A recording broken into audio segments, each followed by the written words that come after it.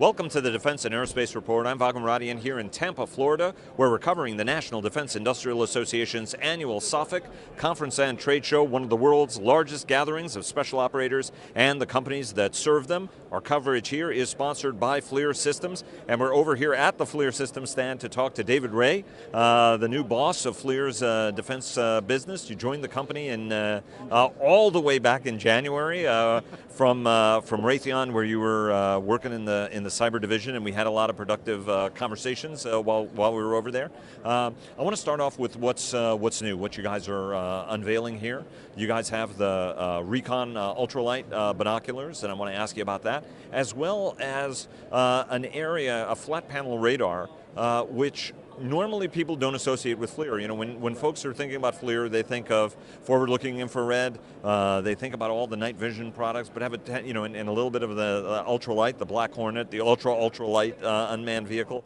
Talk to us a little bit about these products and why you think they're so important to showcase here at the SOFIC show. Okay, Vago, thanks for taking the time today. I do want to start off by saying, you know, this whole notion of FLIR moving into this digital interconnected environment is kind of the basis by which we're moving FLIR forward in the future. Jim Cannon, our new CEO, is really pushing, you know, FLIR as what we call the sixth sense, and it's not just the sixth sense from respect to thermal imaging. When we think about things like radar, we look at investments we're making in LiDAR, our ability to span the globe around the sensing capabilities that we can deliver the customers wrapped in total solutions is really what's going to give us a leg up as we move forward, wrapped in affordability and things of that sort. So to that end, when we talk about our Ranger radar that we have there, we're talking about very lightweight. We're talking seeing very small UAS vehicles at about 2 kilometers, which out there at its weight and size and power, you won't find any product like it today.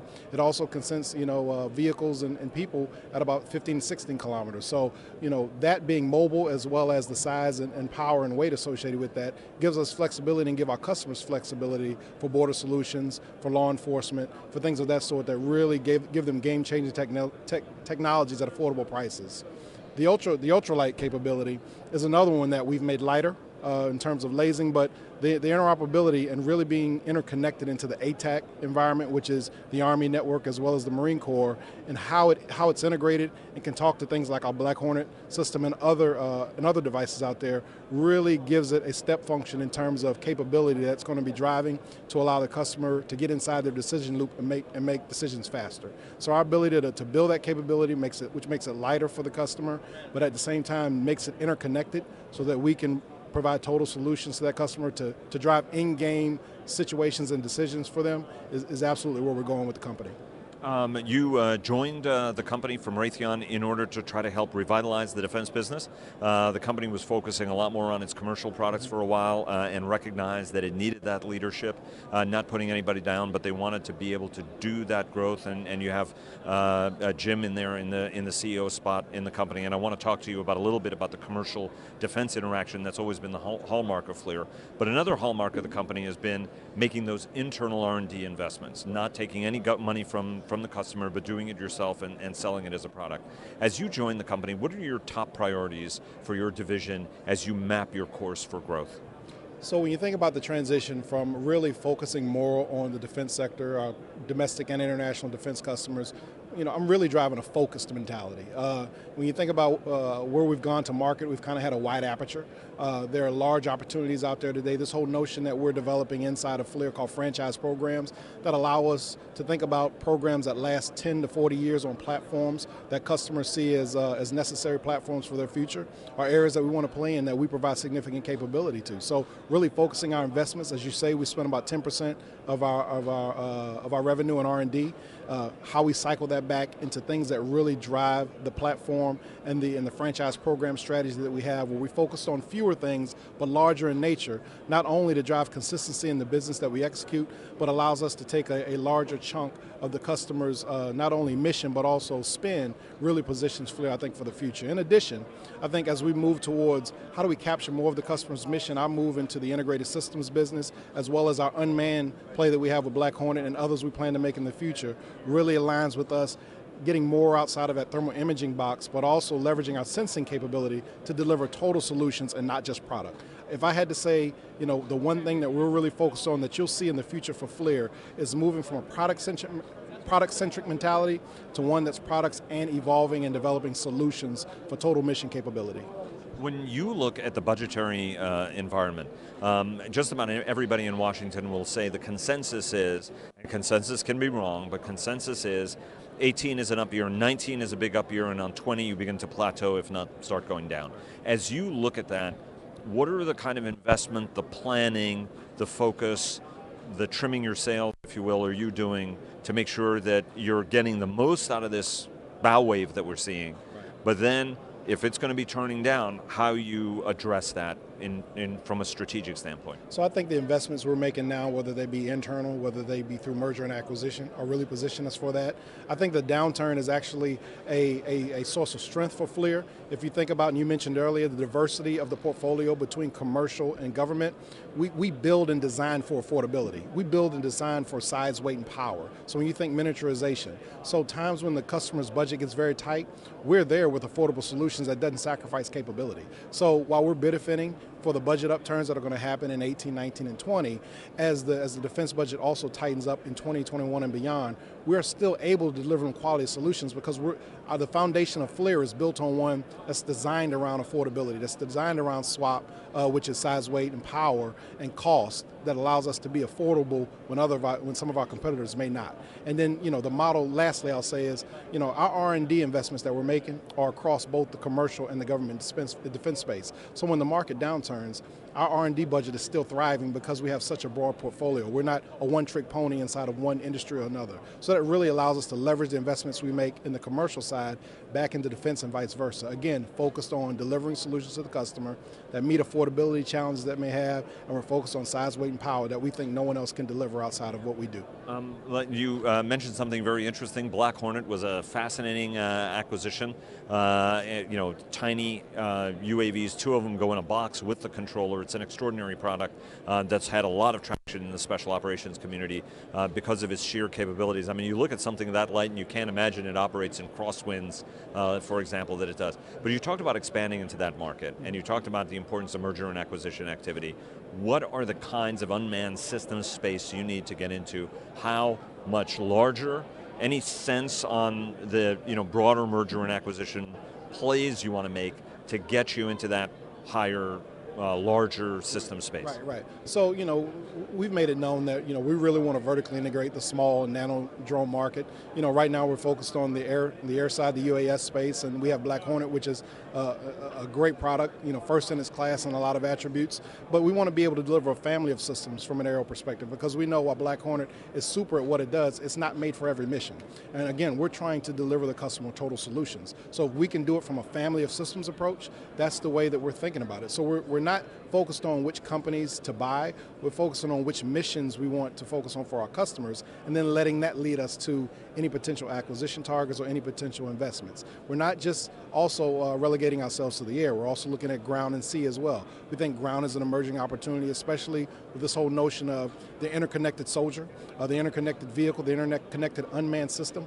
How you play an unmanned air system with unmanned ground system with a soldier to be able to go deliver a mission capability is we want to own that entire value stream for our customer. So being able to look at opportunities on the unmanned ground as well as the larger airspace, still staying in the small area but bigger than Black Hornet, I think gives us latitude to really drive value for an area in the customer that's currently fragmented. So they're buying in piece parts, and I think it's yearning for integration when you think about the sensing, the command and control, and the total solutions that have to be delivered with that kind of capability. But is your business model has been, as you said, 10% of R&D coming out of your own pocket, going to the customer and saying, hey look, cash on the barrelhead, this is what this unit will cost you. Right. And that has proven to be very, very powerful. It's made you a preferred supplier in some cases, right, because you're developing and saving the customer money in certain cases, right, that you can bring that product to them. As you start to get into these more integrated, bigger systems, can you still maintain that philosophy of doing that investment on your own and then bringing it to the customer, however attractive that model can be? Or are you going to have to go and pursue development contracts that and all the challenges and potential headaches that come with that? I think yes and yes. I think when it comes to integrated solutions, I think the customer wants to be more invested in their development solution. So there are going to be scenarios where we enter into cost-plus type contracts to do development with our customer.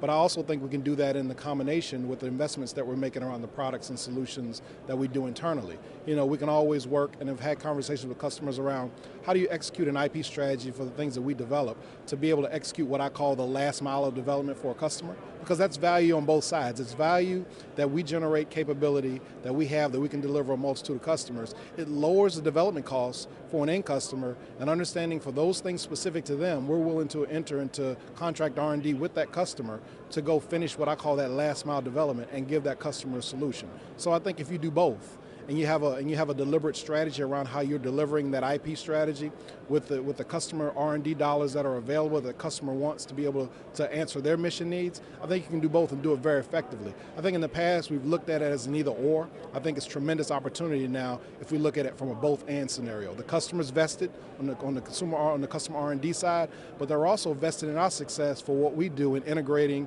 and using our IR&D to really generate next level solutions, because it lowers their development costs in the short term. And I think that's a win-win for everyone. We talked about M&A. The company dramatically grew through merger and acquisition activity. You guys bought up Swedish, French, Norwegian, whole Canadian ICX, right? Those flat panel radars had to come from somewhere, which was a very, very capable company. Talk to us a little bit about how you're going to be shaping this portfolio and streamlining that portfolio. You made a divestiture recently.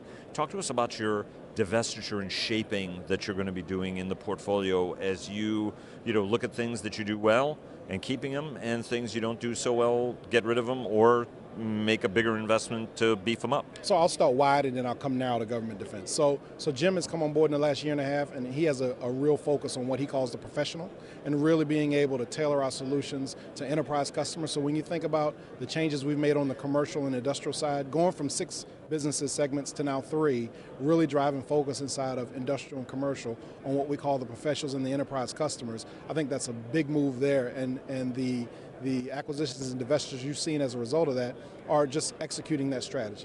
I think in the government and defense space, it's about how do we go pick the right customers, how do we go narrow our focus and have a better mix of large franchise programs and mid-size and small strategic deals, so we have the right mix of customers, investments, and opportunities that really can fuel the growth. Because one always says, if you have a peanut butter approach to how you're going about your customers and about your business, you tend not to focus on anything really well. And so what we're doing now is focusing, and that in turn gives us a different look at how we're going to do our investments internally. From an M&A perspective, as I said, we're doubling down on the unmanned space. We're looking at how we can broaden our sensing aperture outside of thermal imaging into areas like radar as well.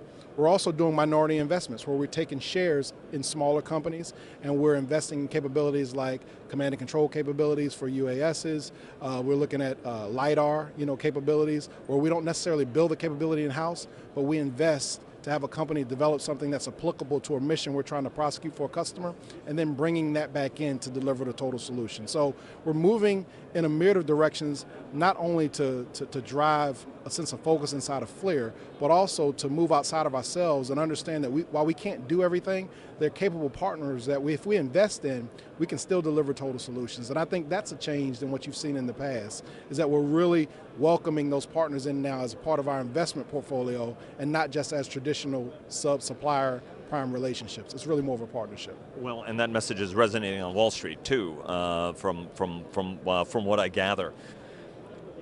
I want to ask you about the relationship that you have with the Pentagon.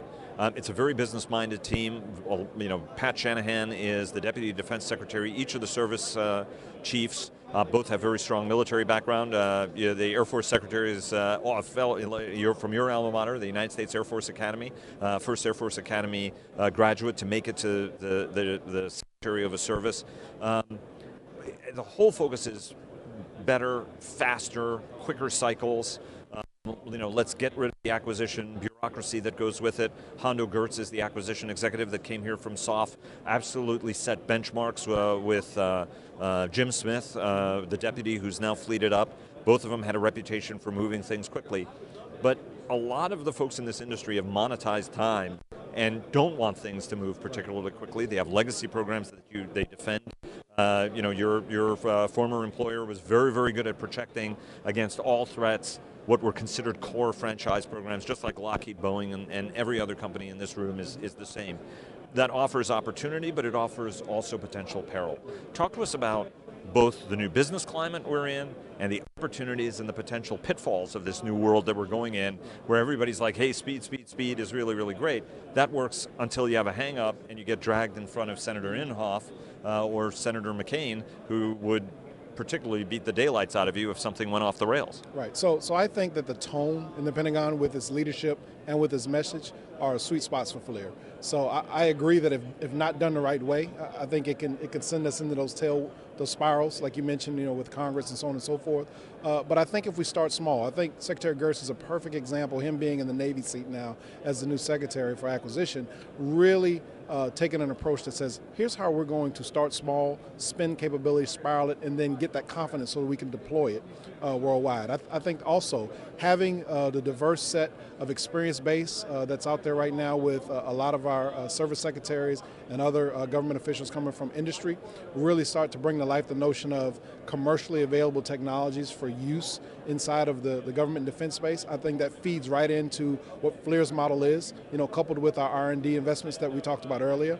We're having conversations with those customers now, and the openness is there because they're seeing us invest not only on the commercial side, but also its applicability back in the government side. And they're starting to sense firsthand and see firsthand how you can actually apply those commercially available capabilities and the investments that other companies that we're making in ourselves back to into government and lowering the development costs. Because the first thing to go when budgets get crunched is R&D dollars. And so the ability to leverage commercial availability, being combined with how do we go invest internally to drive success, are things that are all great words for our customers to hear. The big aspect of that is cyber. As you drive to interconnectivity, as you drive to commercially available, as you drive to having those capabilities closer to the edge, the notion around cyber is going to be crucial. We're taking proactive steps forward, partnered with other companies, looking internally ourselves that as we not only deliver the products that we deliver, but also solutions we deliver, what's our cyber footprint going to be? How are we going to, as much as we can, identify potential threats so that when we deliver systems, we can give a customer source of confidence that not only are they getting affordability and commerciality, they're also getting a cyber protected system that's going to be one that they can rely on. So I think all in all, the tone is really good for us. I think cyber is going to be, as we move towards these commercially available, IR&D driven capabilities where companies invest in themselves, we've got to be aware from a cyber perspective. But I think all in all, it's going to benefit the end user, tremendously. And I think we've got a series of leaders in place right now that can accelerate it. But you got to start small and spiral fast. And I think Secretary Gertz is a perfect example of how that can go happen in his seat with what he's done here at SOCOM. A couple of more questions because I know your time is short and you're being very generous with us. Ellen Lord, who is the acquisition executive, has talked about being and having a dialogue. You were one of, she was one of your counterparts here in industry. She was just at the chief of Textron Systems, where she did make, and the company made, a lot of significant investments in order to do some leap ahead, right? They were putting their own skin in the game in order to win some very key programs, from things very small all the way up, if you look at it from a Textron Aviation perspective, to the Scorpion aircraft. How do you characterize the openness? You talked about openness. Are you having that kind of interaction and contact with her to both, feed stuff into her, but also then, get clearer guidance about what she and her deputy, Dr. Griffin, really want to see? Or not deputy, shouldn't say that, her counterpart, right? Because the job is now split into the R&D side of things and the acquisition side of things. So I apologize for that, sir. I didn't mean to demote you.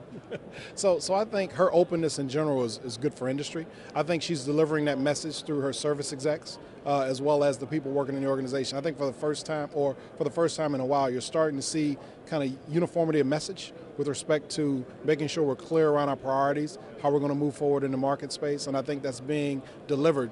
Where it comes into play for FLIR, just as much as we have with the customer contact and the insight we're gaining there, is the relationship we have with our OEM manufacturers, like the Textrons, like the Bells of the world, like the Lockheed Martins, Sikorsky's, that we develop product and solutions for, being able to then work with them to communicate what we've heard and what they've heard to deliver solutions that really give the customer what they need is where that value is going to be. But I think she's done a really good job in communicating that through the organization, having that uniform of message such that it can get delivered to not only the platform primes, but also the electronic systems systems providers so that we can deliver the right solution the first time. It's going to take some work, but I think that message is there, and now it's just about how we implement it at all levels.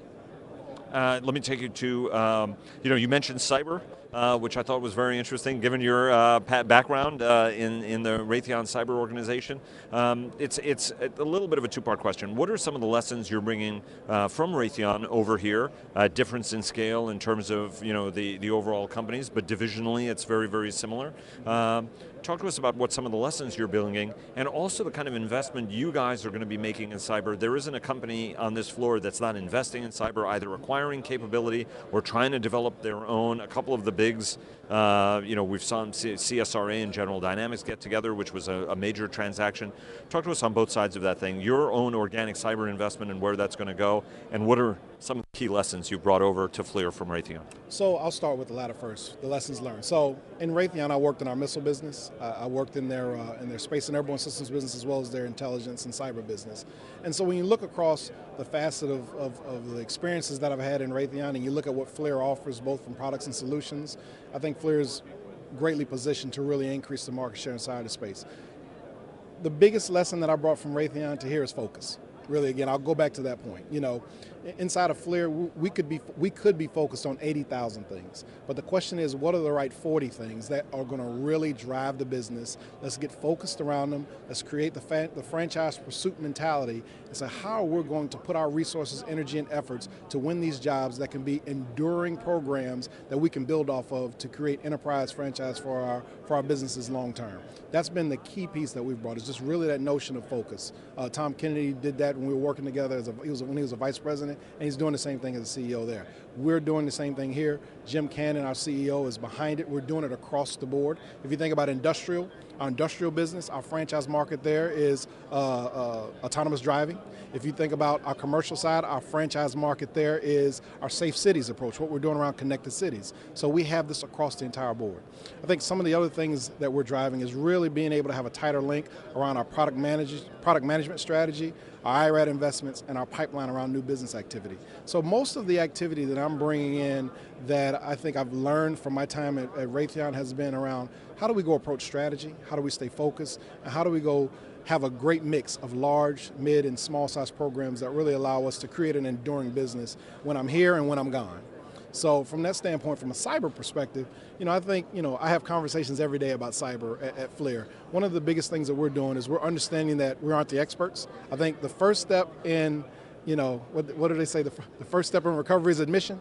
And so one of the things I love about FLIR is we know what we're good at and we know what we're not so good at, right? And so we're looking at partners, and we're trying to actively figure out with our CFO and our CIO, our organization, saying how do we not only continue to make our network safer, but how does that extend to our products, right? We're thinking about that from a mission perspective. So we're bringing in partners to actively build partnerships with that can then really test our products, so that when we go and go and talk to customers about the products we're delivering, we have this kind of certification mentality. We're not there yet, but we have that mindset we're moving in the right direction. And I think that's going to benefit the customer long term, because we're not going to ask them to pay for that. That's part of our investment, that basically when we deliver a system, it's going to be signed, sealed, and approved from a cyber hardening perspective. That's the model we want to get to. That's the model we're pushing towards, and we think that that's something that's going to be a competitive advantage for us downstream, because not everyone's willing to make the investment, although they know the opportunities are out there, because it impacts systems they have out in the field, and that presents risk.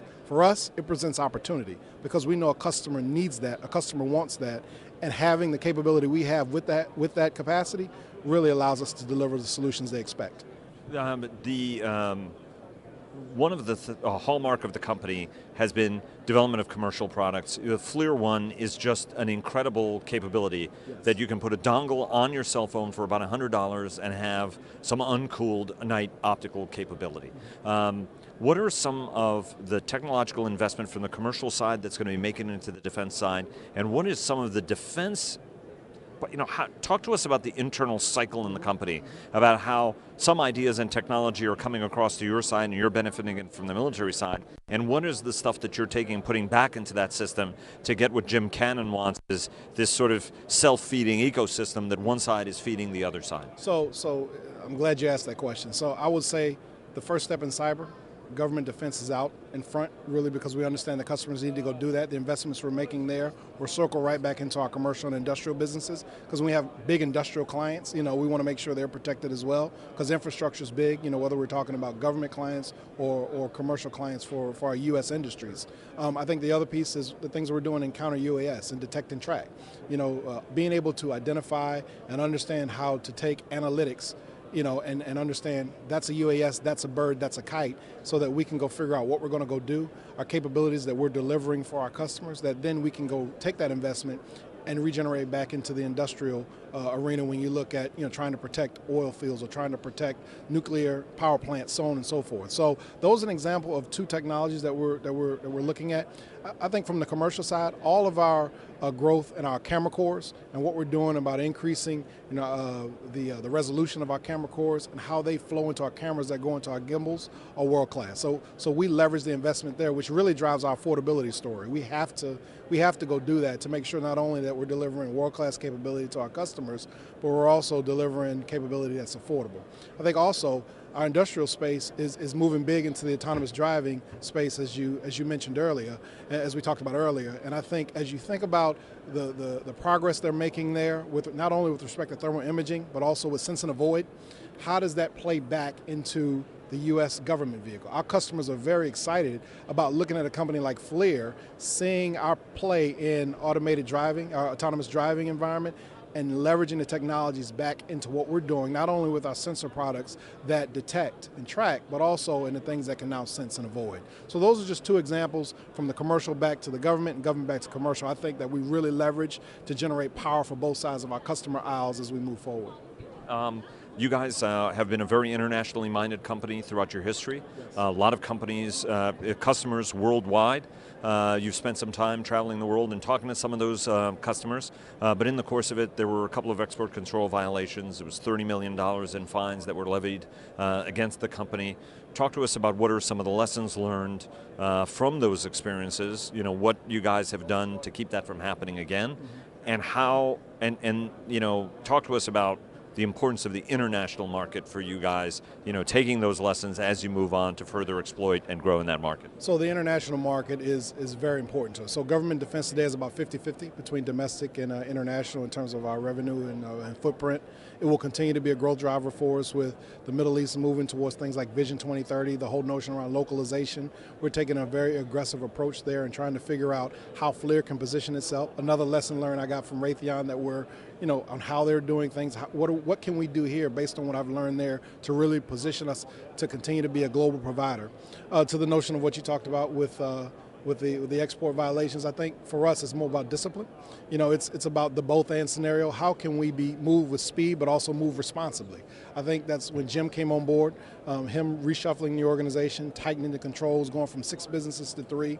As I build out our business development organization a little more and really put the right people and processes in place that allows us to move at speed but also allows us to move responsibly. And then the associated IT systems that allows for that speed, because you can't build a system around a process that's broken and expect for it to be well, right? So we're looking at every facet. Todd Duchesne, our general counsel, Jim Cannon, and the leadership team, we're all focused on making sure, again, that we're notion around speed and responsibility and everything we do around the people, the systems, and the processes we put in place. We've been doing that for the last 6 months in anticipation of it, and I think as we move forward over the next year and a half, those things will be put in place. We're continuing to move fast, but it's about moving responsibly and having the right people, processes, and systems to ensure that we do so. You're about to get the hook. We ask all Service Academy grads this question. Normally, if it's an Academy or a West Point guy, we're always asking them about the big game at the end of the year, the Army-Navy game. But you're an airman. Give us your view on Air Force, what you expect from this season. Are you going to win the Cup again? Well, I expect Air Force to win the Cup like 90% of the time we always do. So, I mean, this year is no different. Coach Troy Calhoun has a great team coming back.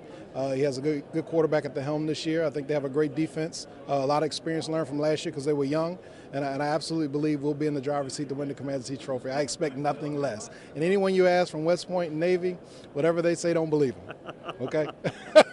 And are you pulling for either Army and Navy in that, or you just let that fight go on? Do you even watch the game? I watch the game, but I let the fight go on because normally by that time we would have already beaten the Army and Navy, and so it'd just be a good game to watch. David Ray, the man who heads FLIR's defense business. Sir, thanks very much for all your time. Very much appreciated. Look forward to talking again soon. Okay, take care. Thank you so much.